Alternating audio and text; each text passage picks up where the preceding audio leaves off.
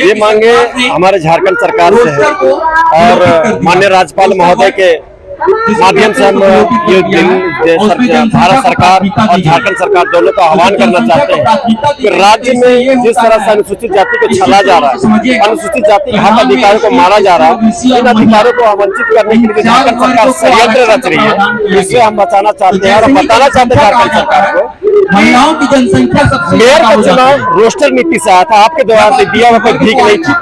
आपको भीख नहीं दिए थे कि हमारा जो है एससी समुदाय को आप मेयर का पद बनने के लिए ये रोस्टर के तहत भारतीय संविधान के द्वारा दिया गया था और इस संविधान का हनन करते हुए आप एससी का चेयरमैन राज्यपाल होते हैं और उनको हटा करके आप चेयरमैन कैसे बन सकते हैं? ये संवैधानिक अधिकार का हनन करते हैं और आप इसका कैबिनेट में भी पारित कर करके एसटी सीट करने के लिए मनोनयन भेज देते हैं। आप खुद आदिवासी हैं और आदिवासी हित के लिए सोचते हैं, तो इसका मतलब ये है कि अनुसूचित जाति को आप छोड़ रहे हैं। बहुत सारे लोग आयोग जिस तरह से 2 साल से बंद रखे हुए हैं, क्या कारण है, क्यों बंद रखे हुए हैं? आज अनुसूचित जनजाति का कोई भी मैटर होता है आप लोग एकजुटता दिखाते हैं और हमारे दलित समुदाय का कोई भी मैटर होता है आप उस पर अनदेखा कर देते हैं कि झारखंड सरकार आप हमारे साथ अन्याय करते हैं, हेमंत जी आप हमारे साथ अन्याय करते हैं। ये निर्णय आपका बेबुनियाद है और गलत है।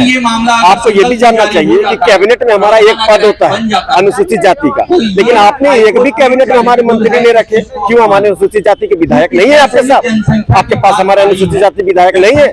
हमारे पार्टी, आपकी पार्टी में आपके जो संबंधित पार्टियां है उसमें अनुसूचित जाति के पार्टी के हैं, एक मंत्री पद चाहिए था, आपने वो भी नहीं दिया। ये हमारे साथ छलने का काम है। आप हमारे साथ अनदेखा कर रहे हैं। आप हर जगह पर जितने भी गजट अभी निकल रहा है उसमें आदिवासी मूलवासी लिखते हैं। क्यों लिखे आप?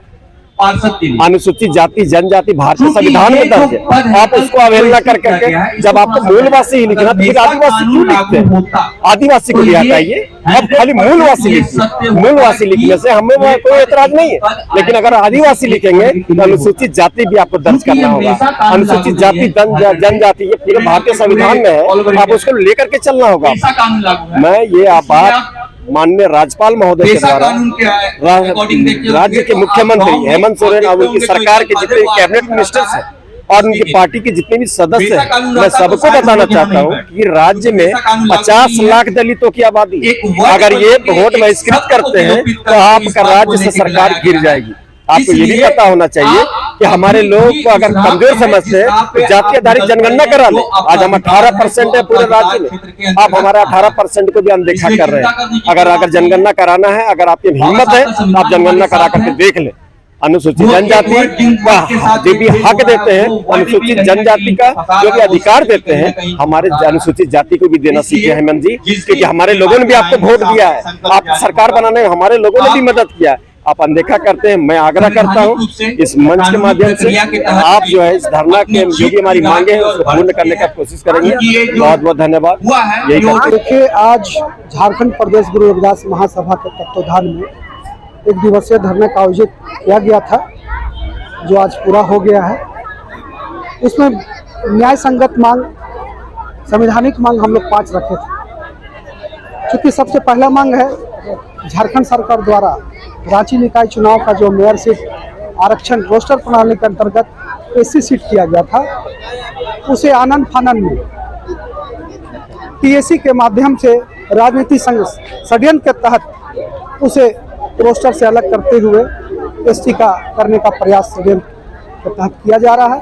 इसका पुरजोर विरोध हम झारखंड प्रदेश गुरु रविदास महासभा के तत्वाधान में करते हैं। दूसरी हमारी मांग है कि अनुसूचित जाति के आयोग का गठन विगत पहले वर्षों में हो चुका था, जो 2 साल से अभी आयोग बंद है। हमारी मांग को पूरा करने के लिए, हमारी मांग को आवाज को उठा करके पहुंचाने के लिए आयोग में ना अध्यक्ष है ना सदस्य है, उसका नीति मतलब संवैधानिक तौर पे अभी पूरी तरह से बंद है, ठप पड़ा हुआ है। हमारे आवाज को कौन पूरा पहुंचाएगा? इसलिए हम डिमांड करते हैं, मांग करते हैं कि आयोग का जल्द से जल्द गठन करते हुए बहाल किया जाए नीति संगत।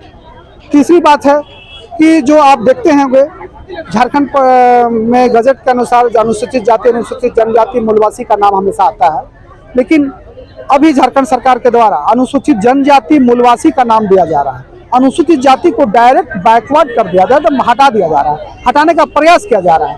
तो ये न्याय संगत नहीं है। संवैधानिक अधिकार के तहत हमारा भी अधिकार है, उस अधिकार को छीनने का प्रयास झारखंड सरकार कर रहे हैं। तीसरी बात है कि आज पीएसी के तहत गठन करके जो अनुसूचित जनजाति अपनी मांगों को अपनी रक्षा के लिए जंगल जमीन की रक्षा के लिए मांग करते हैं, परामर्शदात्री का समिति का गठन किए हैं। हम भी चाहते हैं कि अनुसूचित जाति के परामर्शदात्री समिति का गठन करके हमारे भी मांग को पहुंचाने का प्रयास किया जाए, इसका भी गठन किया जाए। उसके अलावा दलित समुदाय के साथ जो आज शोषण किया जा रहा है, दलित समुदाय के साथ मतलब संवैधानिक रूप से मतलब उसके साथ भेदभाव करने का प्रयास जो सरकार कर रही है। जैसे अभी आपके देखिए झारखंड के ही मतलब गुमला जिला में जो शिक्षा परियोजना के तहत अभी वैकेंसी निकाली गई थी, जिसमें अनुसूचित जनजाति को पूरी तरह से आरक्षित किया गया और अनुसूचित जाति को एकदम जीरो कर दिया गया। तो ये न्याय संगत नहीं है, ये आरक्षण के विरोध है, ये प्रणाली को गलत किया जा रहा है। बाबा साहब के निर्देशानुसार संविधान में जो आरक्षण हम लोग को दिया गया है, आपको भी दिया है, तो दोनों को आरक्षण को सम्मिलित करके भाई से भाई के साथ मतलब सतला व्यवहार करने का प्रयास दलितों के साथ किया जा रहा है। मैं इसका इस सभा के माध्यम से एक दिवसीय धरना के माध्यम से पुरजोर विरोध करता हूं और मांग करता हूं कि आप अपने इस नीति पर विचार करके न्याय संगत नीति बनाएं और हमें भी अपने हक अधिकार को मतलब देने का प्रयास करें। परिचय बता दें। मेरा नाम दीपक राम हुआ, झारखंड प्रदेश विरोधास महासभा के सचिव हुए, झारखंड सरकार रांची नगर निगम के पूर्व पार्षद भी। देखिए, जैसा कि जानकारी हमको भी है और आप लोग को भी, पत्र समाचार मीडिया वाले सब बंधु जानते हैं, झारखंड सरकार के सभी लोग जानते हैं कि जो प्रणाली के अंतर्गत वहां भेजा गया था राज्यपाल महोदय के यहाँ से, वहां 2 बार लौटा दिया गया, 2 बार लौटा दिया गया। इसका मतलब यही है कि आप नीति संगत बात नहीं किए हैं। जो बात आप रखने जा रहे हैं राज्यपाल महोदय के यहाँ, वो संविधान से हट के है। वो अपने बलपूर्वक एक षड्यंत्र के तहत अपने मतलब समझिए कि आप उसको थोपने का काम कर रहे हैं कि इसी के अंतर्गत चुनाव प्रणाली तय किया जाए या संवैधानिक अधिकार दिया जाए। इसलिए राज्यपाल महोदय ने 2 बार उस मतलब जो आप भेजे थे उसको वापस कर दिए हैं। इससे साफ जाहिर होता है कि वो सहमत नहीं